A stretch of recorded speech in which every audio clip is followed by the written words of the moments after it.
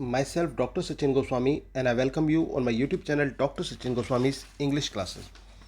दोस्तों, जैसा कि आपको मालूम है कि मैं इस समय आपको मिल्टन की फेमस पोएम एल पेंसोरोसो करा रहा हूँ, जो कि एल एलिग्रो का एक कंपेनियन पार्ट है। दोस्तों, पेंसोरोसो जिसका मतलब होता है अ पेंसिव मैन, यानी कि थॉटफुल मैन, एक विचारशील वाला व्यक्ति। और यहाँ पर जो मिल्टन है दोस्तों, इसमें वो मेलानकली को इनवाइट करता है और मर्थ को, जो गॉडेस ऑफ मर्थ है यानी कि यूफ्रोसिन, उनको अपनी लाइफ से दूर भेजना चाहता है। तो मैंने अभी तक जितने पार्ट तक, मतलब जितनी लाइन्स तक ये पोएम कराई है, उसको मैं एक बार शॉर्ट में ब्रीफ में बता देता हूँ दोस्तों कि अभी तक मैंने क्या कराया है। जो यहाँ पर मिल्टन या फिर शेफर्ड कह लीजिए, वो क्या करता है, गॉडेस ऑफ मर्थ को अपने जीवन से दूर कर मेलानकली को बुलाता है और वो ये कहता है कि गॉडेस ऑफ मर्थ यानी कि खुशी की देवी, तुम्हारा हर एक तत्व जो है, जो दूसरे लोगों को आनंद प्रदान करता है, बिल्कुल व्यर्थ का मुझे प्रतीत होता है। और बिल्कुल उस प्रकार से जैसे बिना नस्ल के मुर्गे को जन्म देने वाला तुम्हारा ये आनंद होता है। और वो ये कहता है यही तुम्हारे छोटे मोटे काम हैं जिसमें तुम हेल्प कर सकती हो, जो आनंद से जुड़े हुए हैं। और ऐसे व्यक्तियों के पास तुम रहती हो जो फिक्स्ड विचारों वाले होते हैं, या फिर उनका जो ब्रेन है ना, वो आइडल रहता है, बिल्कुल खाली रहता है। तो बिल्कुल खाली रहने वाले दिमाग वाले लोगों के बीच तुम रहती हो, जिनको मोटी बुद्धि का हम कह सकते हैं।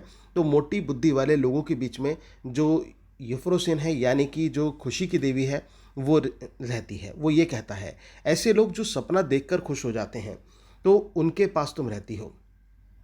और किसके द्वारा दिखाए गए सपने? मॉर्फियस के द्वारा। मॉर्फियस जो गॉड ऑफ ड्रीम के रूप में जाने जाते हैं, उनके द्वारा दिखाए गए छोटे छोटे सपने जो हैं, जो लोग देखते हैं वो खुश हो जाते हैं, तो उनके बीच में तुम रहती हो।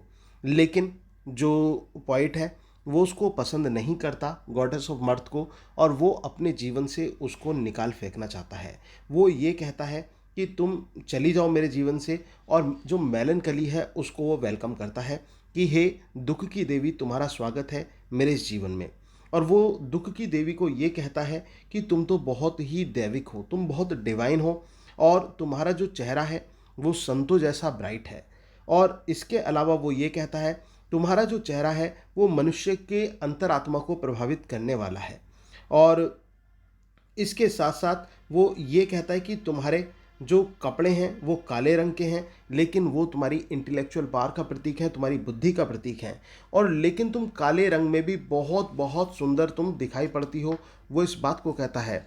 और ऐसा कहता है कि तुम्हारा जो रंग ऐसा लगता है जैसे मेमन राजा की जो बहन थी हमीरा, उसके जैसा तुम्हारा रंग दिखाई पड़ता है। और या फिर वो कहता है, या फिर एथिप की जो रानी थी उसके तरह तुम दिखाई पड़ती हो, जिसकी खूबसूरती से जलकर जल परियों ने उसको स्टार के रूप में आकाश में भेज दिया था, उसकी तरह तुम लगती हो। और इसके साथ साथ वो ये कहता है कि विस्टा जो है वो तुम्हारी माता है, और सैटर्न जो है वो तुम्हारे पिता हैं। सैटर्न ये एक प्लैनेट के लिए कहा गया है, तो सैटर्न जो है वो तुम्हारे पिता के रूप में है। और तुम अपने माता पिता जैसे लंबे बालों वाली हो, माता के जैसे लंबे बालों वाली हो, और तुम पूरी तरह से स्पॉटलेस हो, तुम्हारे ऊपर कोई भी दाग नहीं है। और इसके साथ साथ वो ये कहता है कि तुम्हारे जो माता पिता थे, उनके एक प्रेम के अनूप मिलन से तुम्हारा जन्म हुआ था। सैटर्न और विस्टा जो थे वो झाड़ियों में छिप छिप कर मिला करते थे, और झाड़ियों में मिला करते थे, और इसके साथ साथ वो अपने जो प्रेम थे उसको वो अंजाम देते थे। और वो ये कहता है कि लेकिन तुम बहुत सोबर हो, तुम बहुत दृढ़ हो, और इसके साथ साथ तुम बहुत कुछ संकोची सी भी मुझे प्रतीत होती हो। तो हे दुख की देवी, तुम मेरे पास आ जाओ, मैं तुम्हें बुला रहा हूँ, मैं तुम्हारा आह्वान कर रहा हूँ, वो ये बात कहता है। और वो ये कहता है कि सभी चीज़ें तुम्हारे अंदर समाई हैं, और तुम्हारे अंदर तुम्हारा एक शाही अंदाज है, और उस शाही अंदाज में जो तुम एक ब्लैक मेंटल पहनती हो, ब्लैक स्टोल पहनती हो, वो तुम्हारे शोल्डर से नीचे आता हुआ बड़ा खूबसूरत सा वो प्रतीत होता है। और तुम बहुत, जब मेरे पास आओ तो अपने इसी शाही अंदाज में आना। उससे मेलनकली से बोला है कि अपने इसी शाही अंदाज में आना, और इसके साथ साथ अपनी सोच में डूबे हुए आना, क्योंकि जो मेलनकली है वो एक विचार की देवी है, तो वो सोचते हुए कुछ आएगी। तो वो कहता है कि अपनी सोच में डूबे हुए आना, और ऐसा लगे जब तुम सोच में बातें कर रही हो तो मुझे ऐसा लगे कि शायद तुम बादलों से कुछ बातें कर रही हो, इस प्रकार से तुम्हें आना है। और तुम्हारी जो आंखें हैं वो तुम्हारी आत्मा के अंतर विचारों को दर्शा देती हैं। इस प्रकार से तुम लगती हो और तुम मार्बल की तरह बिल्कुल जो है सुंदर दिखाई पड़ती हो। तुम्हारी आंखें जो हैं वो नीचे इस प्रकार से झुकी होती हैं जैसे मानो ज़मीन में धसी होती हैं। और जब तुम आओ तो अपने साथ काम, पीस और क्वाइट को लेकर आना। काम, पीस और क्वाइट तुम्हारे साथी हैं, इन सभी को अपने साथ लेकर आना। और जो कि गॉड के साथ इस समय कहाँ पर हैं, डाइट पर हैं। और इसके साथ साथ वो ये कहता है जो परियां जुपिटर के चारों ओर रिंग बनाकर गाना गाती हैं। वो ये रेफरेंस देता है कि कुछ परियां होती हैं जो क्या करती हैं, जुपिटर के चारों ओर रिंग बनाकर गाना गाती हैं। उनके गानों को लोग सुन रहे होते हैं। और तो एक काम करना, तुम उन सभी को भी अपने साथ लेकर आ जाना, ठीक है ना। उन सभी को भी अपने साथ लेकर आ जाना। और लेकिन सबसे बड़ी बात, फुर्सत के साथ आना। फुर्सत के साथ आना और ट्रिम गार्डन में आकर, ताकि तुम आराम से आराम कर सको, इस प्रकार से तुम आना। लेकिन वो ये कहता है कि सबसे पहले अपने साथ उसे लेकर आना जिसकी जो वैल्यू है वो सबसे कम हो, उसको अपने साथ लेकर आना। और अपने गोल्डन विंग्स के साथ वहाँ पर आना। और इसके साथ साथ वो ये कहता है जो एक फिलोमल है, फिलोमल यानी कि नाइटिंगेल है दोस्तों। नाइटिंगेल जो कि एक गीत गाती है और एक सैड सॉन्ग गाती है, और उस गीत को अपने साथ लेकर आना। और इसके साथ साथ नाइटिंगेल का दोस्तों मैंने आपको उदाहरण दिया भी था, रेफरेंस दिया था आपको। आप पूरी डिटेल के लिए आप मेरी जो प्रीवियस वीडियो है उसको आप देख लीजिए। और इसके साथ साथ नाइटिंगेल का जो गीत होगा उसको जो गॉडेस ऑफ मून है वो अपना रथ रोक कर सुनती है ओक पेड़ की छाया के बीच में। तो उस प्रकार से जो वो विचार वाली मुद्रा है, उस विचार वाली मुद्रा को अपने साथ लेकर आना। जो नाइटिंगेल और जो पोएट है वो भी शाम के समय उस नाइटिंगेल के गीत को सुनने के लिए व्याकुल है और उस गीत को वो मिस कर रहा है। और यही कारण है कि वो अपने आसपास की जो चीज़ें हैं वो देख नहीं पा रहा है या फिर एक तरह से उनको अनदेखा कर रहा है। और वो ये कहता है कि चंद्रमा भी साथ साथ चल रहा है और ऐसे लग रहा है जैसे मानो वो साथ साथ बढ़े जा रहा हो। और सिंथिया जो कि गॉडेस ऑफ मून है, वो अपने सिर को बादलों से नीचे की तरफ निकालकर वो देखती हुई प्रतीत होती है और उसकी जो रोशनी है वो नीचे पड़ती है। और उधर जो झरने की आवाज़ है उसमें भी एक उदासी सी प्रतीत होती है, उसमें भी एक उदासी सी प्रतीत होती है। और वो ये कहता है कि अगर इन हवाओं में मुझे जगह नहीं मिलेगी, अगर इन हवाओं के बीच में मैं नहीं रह पाऊँगा तो फिर मैं कहाँ रहूँगा। और वो ये कहता है ये जो चीज़ें हैं ना, वो जो लोग हैं, जो इस पृथ्वी के लोग हैं, वो नकली दुख में रहना पसंद करते हैं, नकली उसमें रहना पसंद करते हैं, ग्लूम में। लेकिन मुझे तो प्रकृति का जो ये दुख है वो पसंद है। जैसे कि एक झिंगुर होता है, झिंगुर अपने आप को कहीं ना कहीं जो बचाता हुआ एकांत में कहीं छुपा लेता है, किसी अंगीठी में छुपा लेता है या फिर किसी जो चिमनी है उसमें छुपा लेता है। उसी प्रकार से मैं भी कहीं छुप जाना चाहता हूँ और तुम्हें प्राप्त करना चाहता हूँ। हर हार्म से बचकर, हर नुकसान से बचकर मैं तुम्हें प्राप्त करना चाहता हूँ। हे शोक की देवी, तुम मेरे पास आ जाओ। तो दोस्तों मैंने इतना अभी तक आपको पढ़ा दिया था। अब हम आज आगे बढ़ते हैं, ठीक है, आगे चलते हैं और आगे का मैं आपको आगे की लाइन्स पढ़ाता हूँ।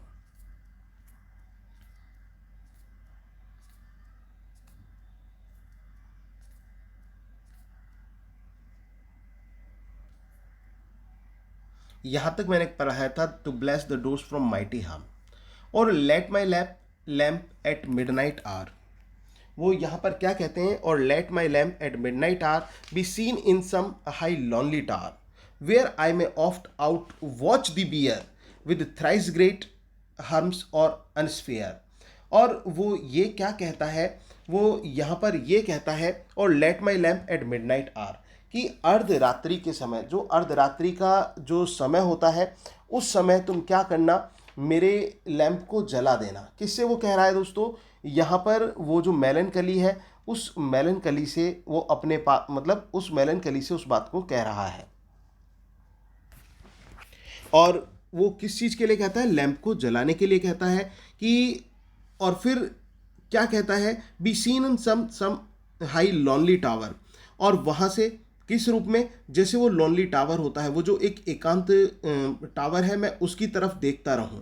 ठीक है ना, वो जो टावर है वो कहता है मैं उसकी तरफ देखता रहूं, where I may oft out watch the bear with thrice great Hermes और अनस्फेयर, और जहां से मैं क्या देखता रहूं, जहां से मैं उन 7 स्टार्स को देखता रहूं। यहां से वो किसको देखना चाहता है दोस्तों, वो जो 7 स्टार्स है जिनको सप्त ऋषि मंडल भी कहा जाता है, उनको देखने की वो बात यहां पर कर रहा है कि ताकि मैं वहां से उस स्टार को देखता रहूं, उस सप्त मंडल को देखता रहूं। हर्म्स का मतलब क्या है, यहाँ पर जो स्पिरिट ऑफ अनस्फेयर्स है उसको बात करने की बात कही गई है। और दोस्तों यहाँ पर यह बताया गया है कि किस प्रकार से वो उस दृश्य को देखना चाहता है। बी सीन इन सम, ये हो गया हमारा with thrice great humps or unsphere, the spirit of Plato to unfold that what worlds or what vast regions hold, the immortal mind that hath forsook her mansion in this fleshly nook। और वो क्या कहता है, वो ये कहता है कि जो फायर फ्लड जमीन के अंदर होती है उसकी अनुमति से ही क्या होता है, जो प्लैनेट है वो चलते हैं। किसकी अनुमति से चलते हैं दोस्तों, फायर और फ्लड जो जमीन के अंदर होती है उसकी अनुमति से जो प्लैनेट होते हैं वो आगे बढ़ते हैं, और इसी वजह से जो घटनाएं होती हैं वो घटित होती हैं। वो यहाँ पर इस बात को कहता है कि क्या कहता है, of spirit of Plato to unfold that words what vast region hold the immortal mind had forsook her mentions this fleshly nook of those demons that are found in fire, air, blood और underground। कि यहाँ पर वो जो ताकतें हैं वो कहाँ पाई जाती हैं, वो इसके अंडरग्राउंड पाई जाती हैं। whose power hath a true consent with planet और with element, और उसकी जो शक्ति है वो इस प्लैनेट के साथ, इस एलिमेंट्स के साथ आगे बढ़ती हुई प्रतीत होती है। समटाइम्स लेट गॉर्जियस ट्रेजेडी, और कभी कभी तो बहुत बड़ा एक दुखांत सा हो जाता है। In sceptred pall and come sweeping by presenting Thebes of Pelops line, तो तुम क्या करना, तुम आगे बढ़ती हुई आना, आगे बढ़ती हुई आना, और किस रूप में आना, वो यहाँ पर दोस्तों थेप्स का उदाहरण देता है। और इसके साथ साथ स्कैप्चर्ड का मतलब दोस्तों, जैसे कि मैंने आपको बताया था, जो ब्लैक क्लॉथ्स होते हैं उसको कहता है। थीप्स मतलब जो डिवाइन सेटिंग होती है, subject of tragedies by ancient Greek playwrights, जो हमारे ग्रीक के प्ले राइट्स रहे हैं, ग्रीक के जो राइटर्स रहे हैं, उनकी ट्रेजेडीज में ये जो कैरेक्टर्स हैं ये इस प्रकार से देखने को मिलते हैं। तो वो ये कहता है कि उस प्रकार से तुम देख कर आना। और the tale of Troy divine, जो कि ट्रॉय के योद्धा के रूप में जिनको दिखाया गया है उस रूप में तुम मेरे पास आना। और what though rare of later age ennobled had the buskin stage, but O sad virgin that thy prayer might raise Musaeus from his bower. और फिर वो ये कहता है कि तुम किस रूप में आना, जो ये टेल्स नहीं है उनका वो उदाहरण देता है। और इसके साथ साथ वो यहाँ पर दोस्तों मैं आपको बताऊंगा कि यहाँ पर वो अलग अलग रेफरेंसेस को भी रिप्रेजेंट करने वाला है। और रेफरेंसेस किस चीज़ के वो देता है, वो ऑर्फियस का रेफरेंस देता है और मोसिस का रेफरेंस यहाँ पर दिया गया है। और यहाँ पर जो मेलनकली है उसको सैड वर्जिन कहकर पुकारा गया है। किसको क्या कहा गया है, सैड वर्जिन कहा गया है। जो मेलनकली है उसको सैड वर्जिन कहता है। अब वो ये कहता है कि जो सैड वर्जिन तुम्हारी जो पावर है, that might raise Musaeus from his bower, वो मॉसिस को भी जगा सकती है। अब ये मॉसिस कौन है दोस्तों, ग्रीक की मैथोलॉजी में एक ग्रेट पोइट और सिंगर रहे हैं मॉसिस, उनको भी तुम्हारी पावर जो है वो जगा सकती है उनके अपने स्थान से। और bid solves of Orpheus sing such notes at forwards to the string. और इसके अलावा जो ऑर्फियस है, ऑर्फियस आप जानते ही हैं, ऑर्फियस जो एक गॉड रहे हैं, म्यूजिक के गॉड हैं, उनको भी उनके संगीत में भी एक अजब सी और जान डाल सकती है। Druon iron tears down plateaus चिक, जिससे जो प्लेटो के जो चिक हैं उससे क्या निकलने लगे, आंसू निकलने लगे। इस प्रकार का संगीत तुम देने की ताकत मेलनकली रखती हो। मेलनकली जब तुम ऑर्फियस के साथ मिल जाती हो तो तुम प्लेटो तक को मेल्ट करने की पावर रखती हो। And made hello grant love with did seek, और इस तरह से जो हेल है, हेल को भी, नर्क को भी तुम प्रेम से भरने की ताकत रखती हो। अब इसके बाद वो क्या कहता है, और call up him that left head half told. दोस्तों यहाँ से रेफरेंसेस दिए गए हैं कुछ वर्क्स के, जैसे कि आप देख रहे होंगे हाफ टोल्ड। हाफ टोल्ड का मतलब क्या है, यहाँ पर हाफ टोल्ड का मतलब वो वर्क जो केवल और केवल ऐसे राइटर्स जिन्होंने आधे छोड़ दिए अपने वर्क, आधे अधूरे वर्क्स जो रह गए। तो उनके उदाहरण यहाँ पर दिए गए हैं, जैसे कैंटरबरी का स्क्वायर का उदाहरण यहाँ पर दिया गया है, थॉमसन के वर्क्स का उदाहरण यहाँ पर दिया गया है, एग्जाम्पल दिया गया है दोस्तों। तो उनको यहाँ पर बताया गया है कि तुम्हारी पावर तो इतनी है कि तुम अधूरे कामों को भी पूरा करा सकती हो, ऐसी तुम इतनी पावरफुल तुम दिखाई पड़ती हो। तो क्या कहता है, और call up him that last half told the story of Cambuscan bold.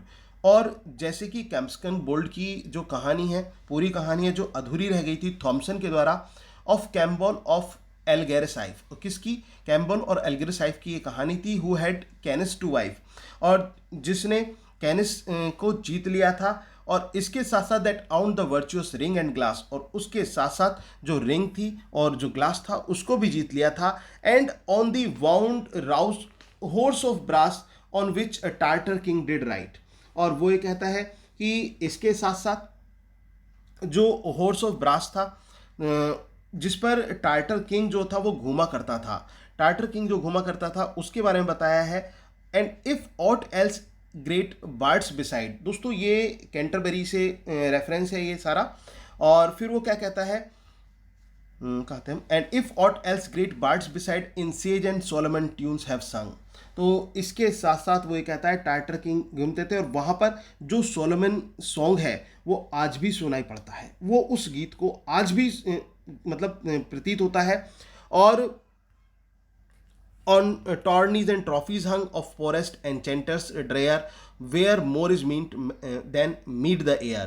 और जितना हमें सुनाई पड़ता है ना उससे भी कहीं ज़्यादा दर्द भरा वो गीत होता है, जो कि किसका सॉन्ग है, टार्टर किंग की जो उनके जो शिकार के सॉरी गाइस, जो शिकार के समय वो जो टार्टर किंग थे वो जब जाया करते थे, घोड़े पर घुमा करते थे, तो उस समय का वो गीत यहाँ पर रिप्रेजेंट करता है। Does night oft see me in thy pale career। और जो रात्रि है वो ये कहता है कि रात्रि भर मैं जागता रहता हूँ। पेल करियर, तुम्हारी जो गोद है, रात्रि की गोद को कहा गया है, वो कहता है कि मैं तुम्हारी गोद में अपना जो रात है वो गुजारता हूँ। Till civil suited morn appear, और फिर जो शहरी लोगों की जो सुबह है वो आ जाती है। सिविल सूटेड मतलब जो सिटी पीपल हैं उनकी जो मॉर्निंग है वो आती है। Not tricked and frounced as she wont with attic boy to haunt. और वो किस रूप में आती है, वो किसी ट्रिक के साथ नहीं आती, किसी चाल के साथ नहीं आती, ठीक है ना। शी यहाँ पर दोस्तों किसके लिए कहा गया है, शी ऑरोरा के लिए कहा गया है। शी का मतलब क्या है, ऑरोरा। अब ये ऑरोरा कौन है, ऑरोरा जैसे कि आपने उसमें भी एलिग्रो में भी पढ़ा होगा, ये गॉडेस ऑफ डॉन के लिए कहा गया है।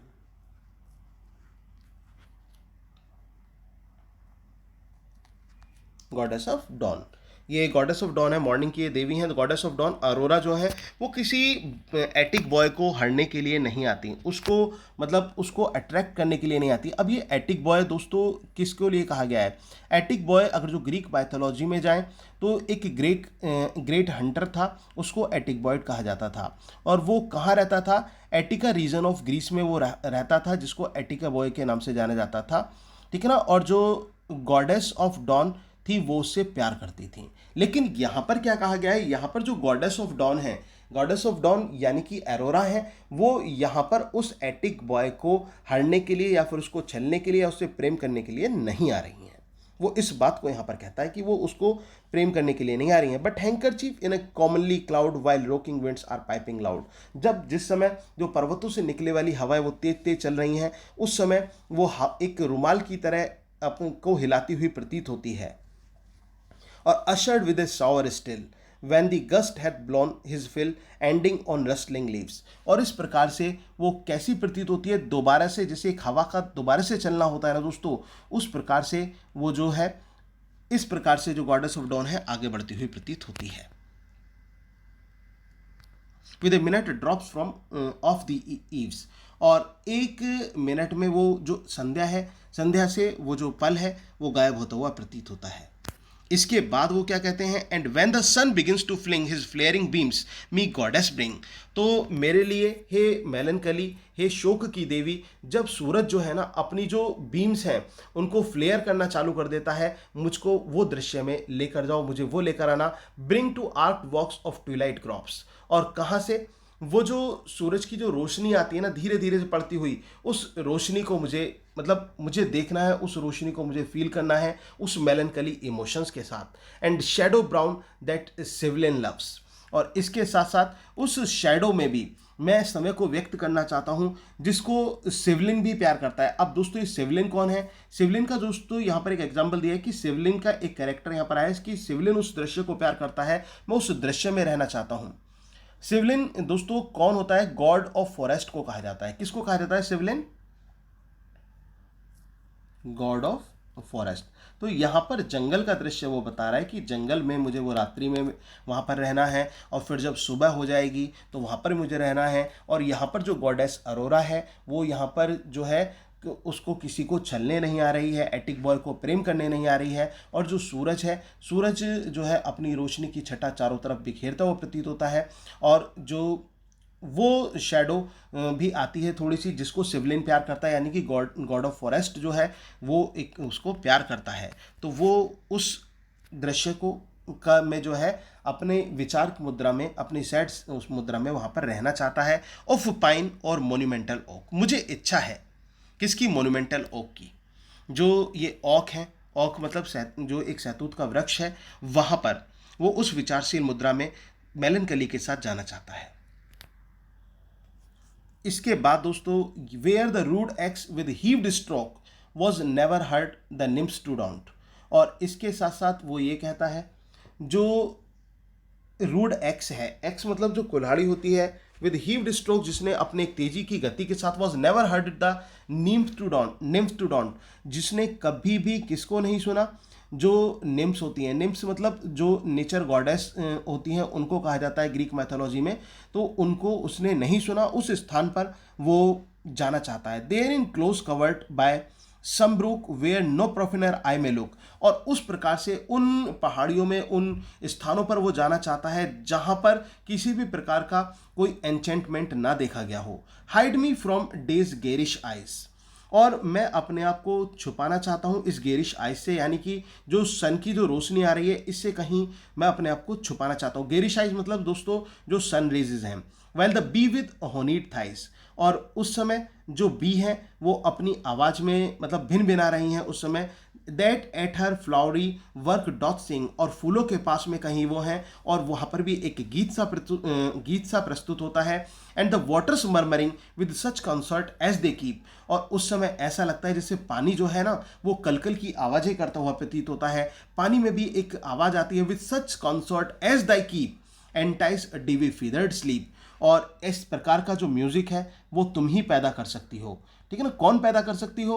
वो मेलनकली को कह रहा है कि ऐसा जो कॉन्सर्ट है वो केवल तुम ही पैदा कर सकती हो, तुम्हारे से ही ऐसा म्यूजिक आ सकता है, जिससे जो डीवी फीदर्ड है वो भी स्लीप होते हुए प्रतीत होते हैं। And let some strange mysterious dream wave at this wings in airy streams, और वो ये कहता है कि कोई मिस्ट्रियस ड्रीम जो है ना वो अपने साथ लेकर आना। Wave at his wings in airy's stream, और एरीज की स्ट्रीम्स के विंग्स के साथ वो लेकर आना। Of lively portraiture displayed softly on my eyelids laid, और इस प्रकार से लेकर आना कि वो दृश्य मेरी आंखों के सामने आ जाए, आई लिड पर वो दृश्य आ जाए। And as I wake sweet music breathe above about the underneath, और जब मैं चलूं और मैं जागूं तो मुझे वो जो स्वीट म्यूजिक है ना, वो जो एक प्यारा सा संगीत है वो मुझे महसूस हो। Sent by some spirit to the mortal goods, और जो कि किसी स्पिरिट के द्वारा साधारण से व्यक्तियों को भेजा गया है। Of the unseen genius of the wood, और कहाँ से?